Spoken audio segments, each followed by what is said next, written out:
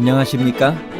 인생의 복잡한 문제들을 말씀으로 단칼에 해결해주는 김종근 목사의 쾌도 남마입니다.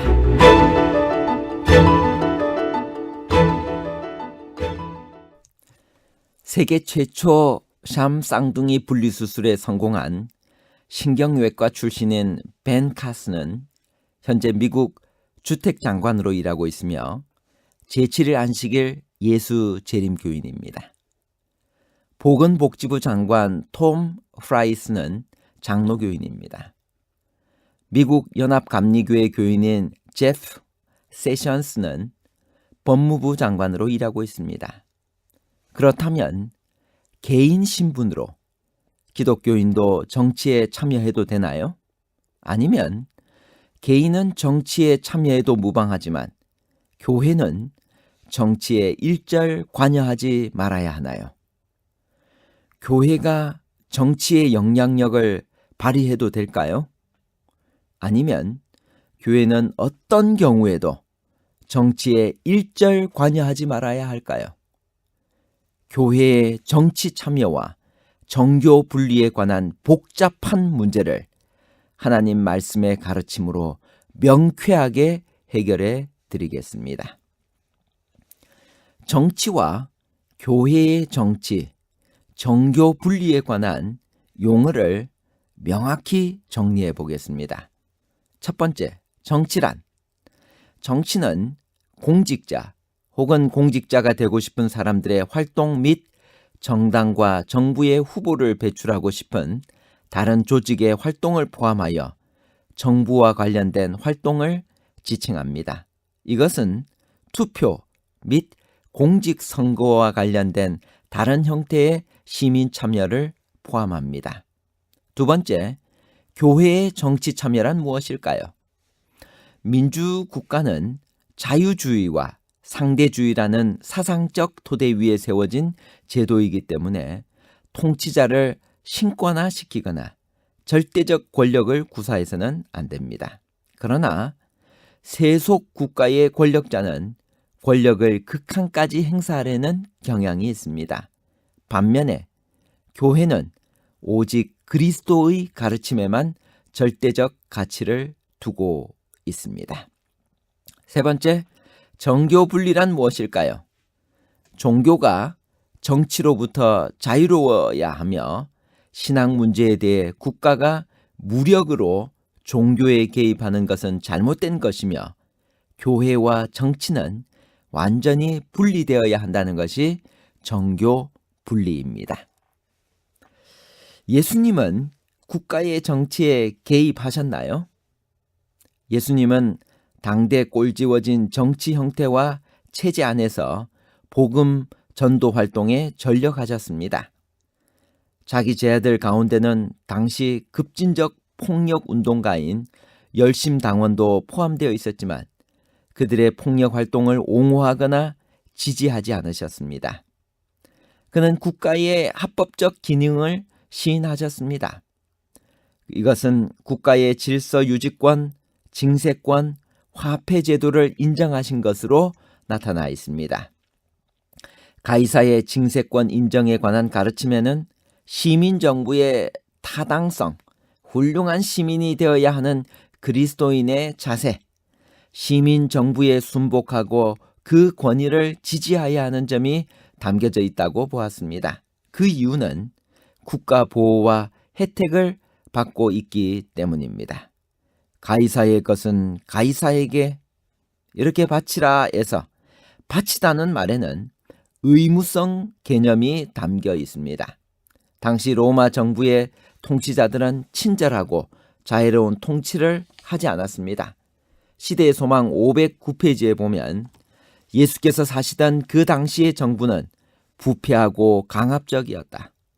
도처에서 토색과 편협과 잔인한 압제 등의 악패들을 호소하고 있었다. 그럼에도 불구하고 구주께서는 사회개혁을 시도하지 않으셨다. 예수께서는 국가의 권력 남용을 공격하지도 않으셨고 국가의 원수를 정죄하지도 않으셨다. 그는 권력을 장악한 자의 권위와 행정에 간섭하지 않으셨다.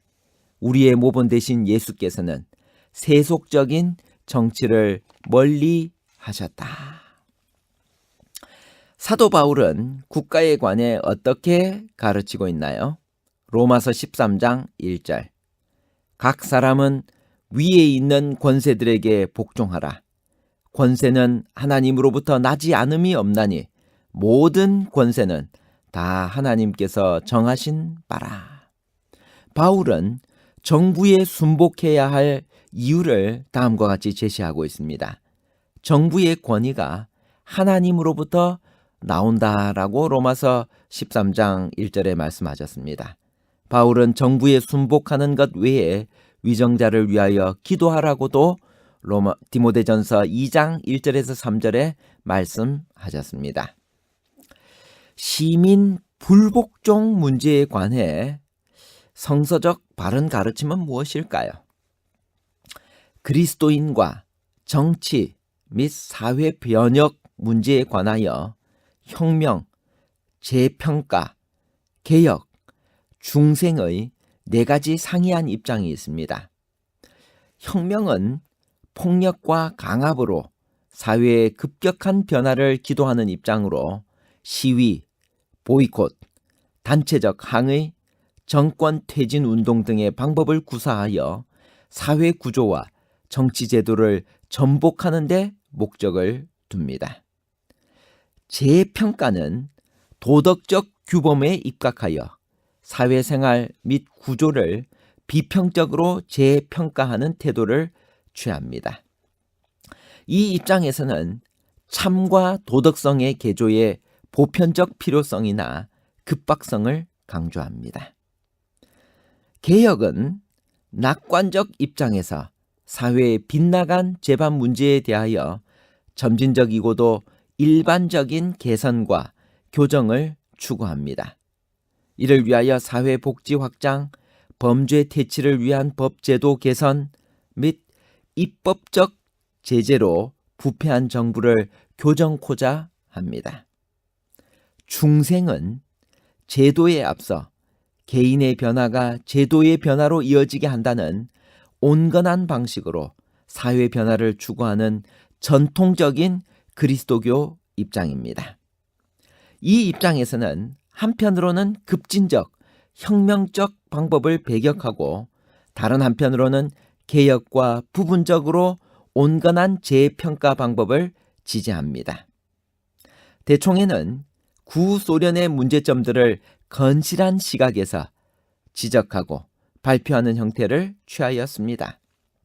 이 입장에서는 사회 질서와 정체 변화를 위한 사회악의 근원적 문제 해결을 구속 개념에 그 토대를 두었습니다. 이것은 우회적이긴 하나 가장 확실한 방법이라고 볼 수 있습니다. 특별히 재림교회는 평화교회로 개인의 평화뿐만 아니라 사회적 평화까지도 추구합니다. 따라서 일반적으로 마지막 방법에 입각하여 사회윤리, 정치윤리를 구축합니다. 따라서 재림교회 역시 사회적 존재이기에 전적으로 이 중생의 방법에만 의존하지 않고 부분적으로 건실한 개혁적 방법을 추구합니다.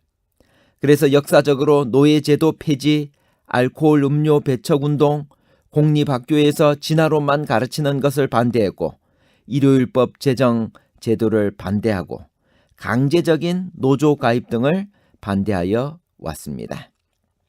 시민 불복종 형태는 폭력적인 것과 비폭력적인 것이 있습니다. 집단적인 시위와 폭력적인 것은 정부에 순복하라는 성경 교훈에 배치될 뿐만 아니라 그 결과가 사회적 혼란과 무질서를 야기시키고 국법 질서의 파괴가 뒤따라 양심적 평화주의자인 재림신도는 이를 지지할 수 없습니다. 교회정언 1권 201페이지는 이렇게 이야기합니다. 이 법률이 없다면 세상의 형편은 지금보다 더 악화했을 것이다. 이 법률 중에 어떤 것은 선하나 어떤 것은 악하다. 악법이 증가하고 있어서 우리는 이제 더욱 어려운 입장에 들어가게 될 것이다. 그러나 하나님께서는 당신의 백성들이 굳게 서서 말씀의 원칙대로 생애하도록 밀어주실 것이다. 그러나 공무원 사회에 불의가 편만하고 경찰이 잔인하며 법과의 불공정한 재판을 하거나 정부가 특정 종교단체의 편견을 지니고 있을 때 그리스도인은 항의할 수 있을 것입니다. 정부가 그 권력을 남용하고 적당한 한계선을 넘어설 때 그리스도인은 불의를 묵과하지 않고 이를 제지하고자 하는 권리를 지니고 있습니다. 그러나 이를 위하여 혁명적 방법에는 호소하지 않습니다. 그렇다면 어떤 경우에 그리스도인은 정부에 그리고 불순종하거나 항의할 수 있을까요? 국가의 위정자니 법 제도가 보다 높은 하나님의 법에 배치되고 정부가 하나님의 자리를 접하여 있으면서 하나님이 금하는 것을 요구할 때, 예를 들면 안식일 노동과 우상 숭배를 강요할 때요, 하나님의 명하신 것을 금할 때 하나님의 백성은 정부의 법과 정치가의 요구에 불순종하고 하나님의 법에 복종해야만 합니다. 그러나 이러한 불순종을 하기에 앞서 그리스도인은 겸손하고 조용하게 탄원하여 그 타당성을 설명할 필요가 있습니다. 결론입니다. 첫 번째, 성경은 국가 제도를 인정합니다. 두 번째, 그리스도인은 비록 이 땅에서 한 국가의 국민으로 살지만 그 삶은 나그네요 외국인의 삶이라는 사실을 깨닫고 궁극적인 나라인 하나님 나라의 시민으로 살 필요가 있습니다. 세 번째, 그리스도인은 국가가 종교 신념과 위배되는 것들을 강요할 때 거부 혹은 시정을 요청할 수 있습니다. 네 번째, 그리스도인 개인은 개인의 양심에 따라 국가의 정책과 정권에 대해 입장 표명을 자유롭게 할 수 있습니다. 다섯 번째, 그리스도인 개인은 정치에 참여할 수 있는 여부를 개인이 정합니다. 그러나 교회가 특정 정당이나 정권을 지지해서는 안 됩니다. 여섯 번째, 그리스도인은 정치 문제에 관하여 침묵할 것을 권고받고 있습니다. 그러나 어떤 경우에 있어서는 절제와 선행이나 안식일 시험 변경 등에 관해서는 영향력을 행사할 수 있습니다.